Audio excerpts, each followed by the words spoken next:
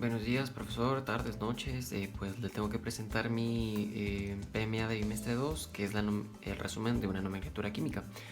Pues para empezar tenemos la nomenclatura química, que es el conjunto de reglas o fórmulas utilizadas para poder nombrar un determinado compuesto químico.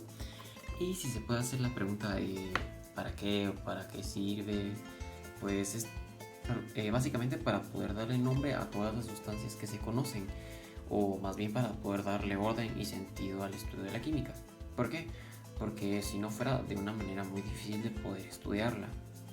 Luego de esto necesito que comprenda muy bien lo que es el número de valencia y el estado de oxidación más que todo.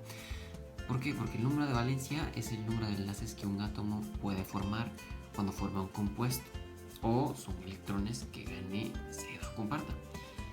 Así como lo tenemos aquí claramente con el calcio, que dentro de la tabla periódica tenemos que el número de valencia más estable es el 2. Y en este caso tenemos dos moléculas de yodo. Estos dos le van a compartir a las dos moléculas de yodo que solo tienen una valencia. Luego tenemos el estado de oxidación, que es la carga ficticia para asignarle un átomo. ¿Esto para qué nos va a servir?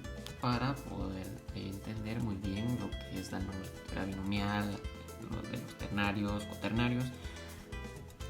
¿Por qué? Porque los nombres tienen un nombre genérico y específico. Por ejemplo, el cloruro de sodio. El nombre genérico aquí es el cloruro y el específico es el sodio. Así como bien dice aquí, binomial, que ya puede ser un compuesto con una carga positiva o B con una carga negativa.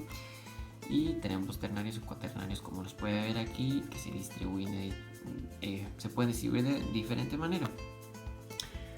Luego de esto tenemos los tres sistemas de la nomenclatura química.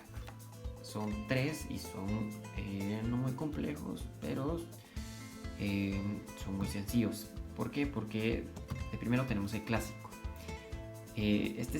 Para eso tenemos que determinar el número de valencia y el estado de oxidación. Pero solo se basa básicamente en los dos.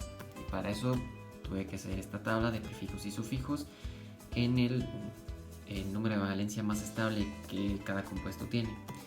Como el primero puede ser un ico, 2 un icoso, 3 icoso, hiposo y así sucesivamente. Luego tenemos el stock, que se guía más por el número de valencia. Es decir, para resaltar, los metales alcalinos y alcalinoterrios nunca van a tener un nombre stock, debido a que no tienen más de dos números de valencia. Así como bien tiene aquí la tabla, ya sea de 1 a 2 valencias, puede ser hipo y oso, 3, 4 oso, y así sucesivamente. Luego tenemos el más sencillo relativamente, debido a que se define por la proporción de átomos o la relación numérica, que es más bien el sistema estequiométrico.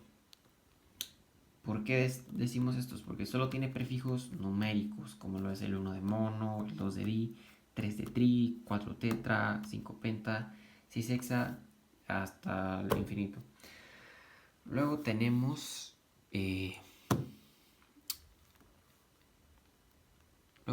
que determinar varios compuestos, ya sea, como bien antes dijimos, binarios, ternarios o cuaternarios.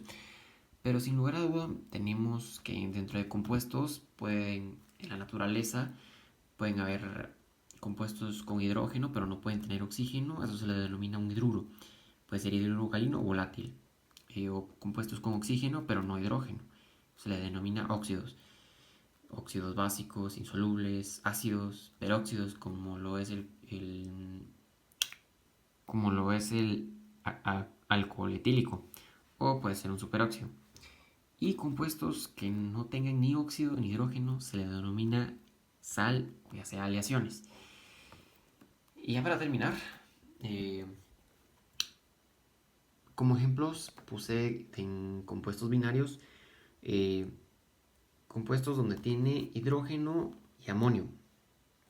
Ya luego de hacer una pieza clave, que es el balanceo, a que se reduzca siempre a cero, más bien para determinar el hidrógeno, que tiene solo una valencia o la valencia más estable tiene 3 y 3 por 1 es igual a 3. Luego tenemos el amonio, que el amonio, la valencia más estable resulta ser 3. Y esto resulta ser para que se pueda balancear, para que quede cero. Primero tenemos el sistema clásico, que es el porque tenemos más bien hidrógeno más un no metal. Esto se refiere a un hidruro. Y por eso el hidruro. Después tenemos el antimónico. El hidruro de antimonio no podría ser porque es el sistema clásico. Pero antimónico se refiere al ICO porque el antimonio tiene dos números de valencia, pero el más estable que resulta ser el 3 y por eso resulta ser el ICO.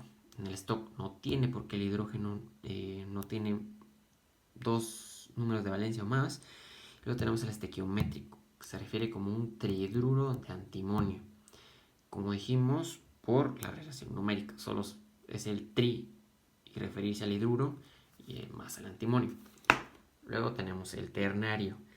Tenemos tres compuestos, ya sea el oxígeno, hidrógeno y cloro. Pero un oxígeno más un hidrógeno se refiere como un ácido.